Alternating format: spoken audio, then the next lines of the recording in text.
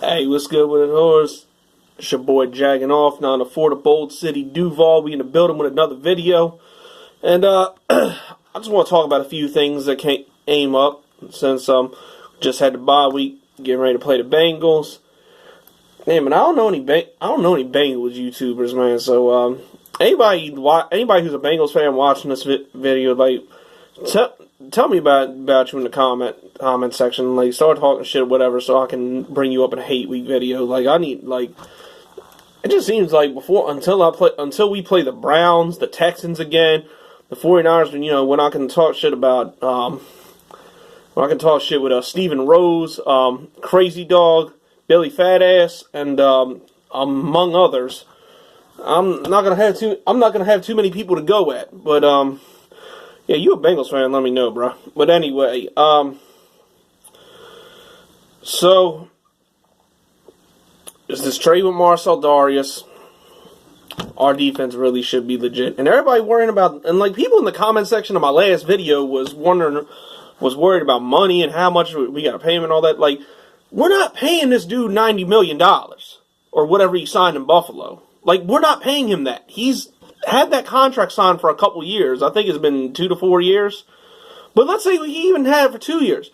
And when you trade with somebody, the other team already automatically has paid their signing bonus. So we're not paying that. So his contract right now is probably equivalent to what we're paying Allen Hurns right now. So if people worry about money, don't worry about that right now. We got this dude locked up for a long time, and we're not paying him as much as Buffalo paid him. So, I could be wrong about the numbers and all that, but we're not paying him near as much as Buffalo was paying him.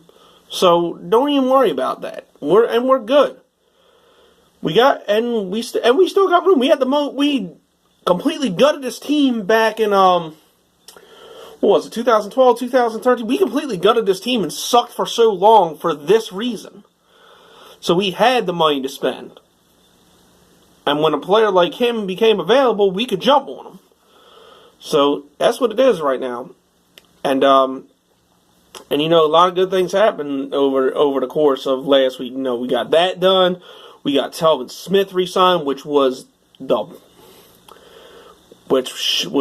in my opinion, the most important thing to get done before free agency started next year. So now we got Telvin locked up for 4 more years, and that's huge. And like I said, y'all keep worrying about Allen Robinson, man. Don't worry about him. We're not even sure he wants to play for us anymore. And I'll talk about a little bit more about him in a minute. But we're not even sure this dude wants to play for us anymore. And his salary is going to command a lot. And I'm telling you right now, he's going to test the open market. Like, no matter what happens, he's not going to sign before the season. If he does, I'll be shocked. But he's not going to sign before the season's over, because I guarantee you he wants to test the market.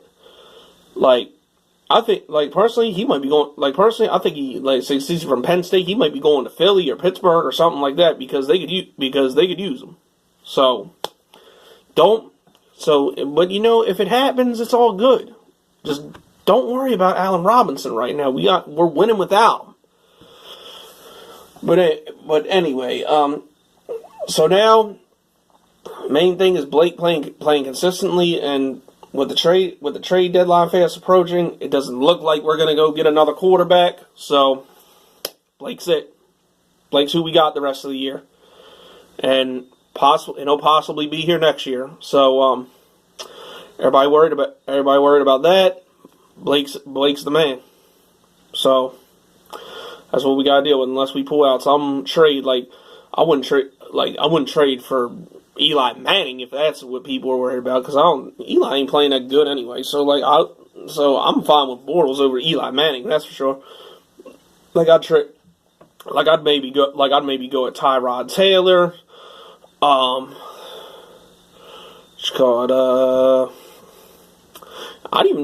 make a run at Paxton Lynch, because the Broncos, for some reason, they're stupid as shit. Like, they're not even making Paxton Lynch their backup. Like, when Trevor Siemian got hurt that one game, Cock Assweiler came in. I'm like, what the hell? there's no way Paxton Lynch is worse than this guy. Like, I don't know what's going on with Paxton Lynch with the Broncos right now, but, like, and with Trevor Siemian, this guy sucks. Like Chilla Gorilla, Tekken is my world. I mean, y'all gotta explain that to me. Like, I mean, what's going on with this dude? Like, why, as bad as he sucks, why is he not getting pulled? Like, when y'all drafted Paxton Lynch in the first round, like, I don't get it. Like, everything I've seen out of Paxton Lynch, it looks like he's definitely a better solution. Like, I would say, like, shit, if they're going to let him sit there and rot on the practice squad or whatever the hell they're doing with him, I'm not sure what's going on with him. He might be hurt, I don't know. But whatever they're doing with him, like, if it's a low-cost draft pick, I'd throw it over there to see what we have in him. If Denver's willing to deal him. Because, like, I don't get it with that. And other guys, like, I don't know, Jimmy Garoppolo, even though he's going to cost an arm and a leg, or maybe even Ryan Mallett. Like, may give him a go if it don't cost him much, because Ravens stupid asses, they're hell bent on playing Joe Flacco forever. Like, I don't get that with that. I don't get them with that, dude. Like, guy sucks so bad, and he's. I wouldn't, like, for real, I wouldn't even take I would take Blake Bortles over Flacco any day right now. Like, this is just, like, that dude just sucks. Like, it's over for him. I hope maybe that concussion knocks some sense into him to retire or something, because he's just terrible. Like, in the words of it's like Chiseld Adonis or something like that. I can't even say the dude's name, but he's a Pittsburgh fan. He's funny as shit. He does, like, commentary for all the games during the week, and he, like, call it the red zone, the period color zone. He has this thing with Nick Folk. Y'all might know what I'm talking about, but I'll drop a link to his channel down in the description box. This dude's funny as shit. But anyway, he'll be like in his words, Joe Flacco, put your motherfucking head down. But anyway, so yeah, like, that's all I'm really worried about. Maybe getting some line help, or I don't know, or a quarterback. I don't know something. It's not too many things we need right now, because I think we're a player or two away from being a Super Bowl contender, to be honest with you. Like, I feel this good about this team and what we're doing, especially this defense. Like, I gotta give a huge shout out again to Joseph Tenney, because ever since week 1, when he said that shit that the Jaguars had 0 pass rush, all we've done has been the best pass rushing team in the NFL right now, and put 10 sacks on them. So thank you for that, Joseph Tenney. That's why you my boy. But anyway, now I'll get into another rumor. Huge shout out to my man Desert Eagle X90. I was watching his live stream today, and hey man, I appreciate you mentioning me in your live stream and all that. You know, like I said, next time you come see your family in Baltimore, you gotta hit me up so we can get that drinking. But hey man, I was glad to get on your live stream and give it what it needs, give it what it craves, and I liked your version of it too. But what I did for you, I gave it what it needed. I gave it what it craved. I gave it the gift of jagging off. Drink it in, man. Anyway, on to what I was talking about. So, I usually watch this stuff because you know, dude's entertaining, he's cool as shit. But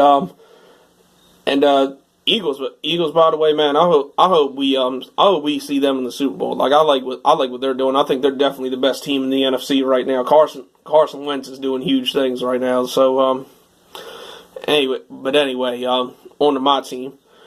So anyway, I was watching his live stream, and a couple people brought this up that there are a couple teams rumored to trade for Calvin Johnson from the Lions.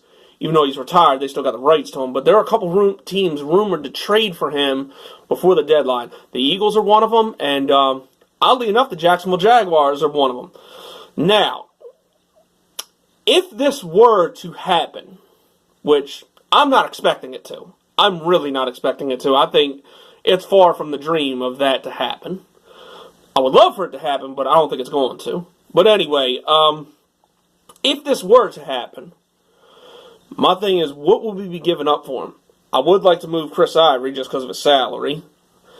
And, you know, I don't know what kind of draft pick it's going to command to get him from the Lions, since, I don't know, they're not using him anyway, so hopefully it wouldn't be too much. But it makes sense to get him. He retired at 31, so he's been out of the league like 2 years, so would he be 33 right now? He's still got 3 to 5 good years left, I think. So, what I would say for him, this would be good. This would end up being good because you have him as a short-term answer at wide receiver, and this also makes Allen Robinson expendable. Like, we don't have to fork over a bunch of money for him because, people were talking, and actually it even makes Marquise Lee expendable because, people were talking about, like, we got all this with trade Allen Hurns and all this, like, Allen Hurns is a damn good receiver still, and he and Dede Westbrook right now are the only 2 receivers that we got locked up for a couple of years. Like, we don't need to. Trading Allen Hurns should have never even been a question. Allen Hurns is still a good ass receiver, and trading him should have never even come up. Really, trading Marquise Lee should have never even come up either. Not that it did, but that shouldn't even ever come up, even though he's got 1 year left on the contract, unless somebody gave us something ridiculous for him. But yeah, that should have never even came up. Allen Hurns is somebody we needed to hold on to, especially since we got him locked up long term. And honestly too, in the off season, we can probably restructure with him. So yeah, it'd be a good idea to hold on to Allen Hurns. And Calvin Johnson, I think the reason he retired, because he didn't want to play, he didn't want to play for the Lions, but he's still got a few years left on his contract. So we get him, we inherit those years, and that makes Allen Robinson expendable. So I'm really not for paying Allen Robinson like $80 to $100 million. I'm just not. I'm sorry. He's a great player and all, but you got to look at how valuable he is to this team. Right now, we're winning games without him. We've been without him basically all season. He had 1 catch this season. That's it, and we've been winning games without him. So obviously, we're a running team with Leonard Fournette. That's why I was saying too that Telvin Smith being there is a lot more vital than Allen Robinson being here, because we have receivers to pick up the slack for Allen Robinson. We're doing it now. But who the hell do we have at linebacker that can fill the void of a Telvin Smith right now? Nobody. Telvin Smith's the best outside linebacker in the NFL. I don't care what anybody says. But this is what. But yeah, getting back to Calvin Johnson, like I said, not expecting for it to happen, but if it did, it would make a lot of sense. So, I'm all for it. And also, shout out to BB Smith on Twitter. Like after Desert Eagles live stream, she sent me an article on Twitter. So I know it's legit, even though it's a rumor, but it's a possibility. So yeah, shout out to BB Smith. But oh boy. So that's where we're at with the whole with Calvin Johnson coming here. I'd be alright with him coming here especially if he is what he was in Detroit, which I don't see any reason why he should be, because he was dominant every year he was in the league, and he showed no signs of slowing down. I mean, dude probably is in shape. So, hey man, let's get it. I'd take him. Definitely would take him.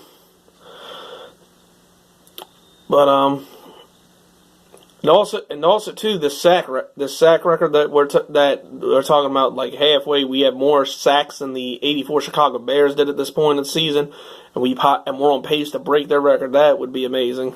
Like, this would make us go down as one of the best defenses in NFL history, because our secondary is good, our linebackers are good. There's really no weak point to our defense, especially now, even stopping the run. Now that we added one of the best run stuffers in the league onto this defense, we a good ass defense, dude. That's not even a question anymore. Oh, and also another rumor that came up in one of the which this shit crazy. Like, one of the rumors that came up in a Facebook post was the Jags possibly trading for Ndamukong Suh. Like, no. Just no. We don't need that asshole here. He causes enough trouble, and we've got Malik Jackson and Marcel Darius now. And Avery Jones is still a damn good player, too. We don't need Ndamukong Suh. All that money that Miami's paying him, nah, they can keep that shit or send him somewhere else. We do not need that dumbass here. So, no. Hell no. Please do not like, I better not read we traded for a Ndamukong Suh, especially at this point.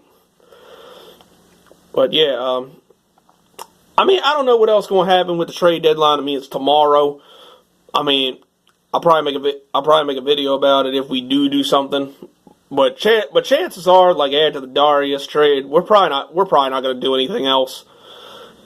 Excuse me. That was pretty much it. We're probably not going to do anything else. We do, I'll be kind of shocked, especially if it's this Calvin Johnson thing. But I don't know, man. We'll see what happens. But anyway, that's all I got for right now. Again, shout out to Desert Eagle 90 for giving me a video to talk about with watching your live stream. But yeah, that's it. It's your boy Jagging Off. I'll see you all on my Hate Week video. Till I make a video again, I'm out.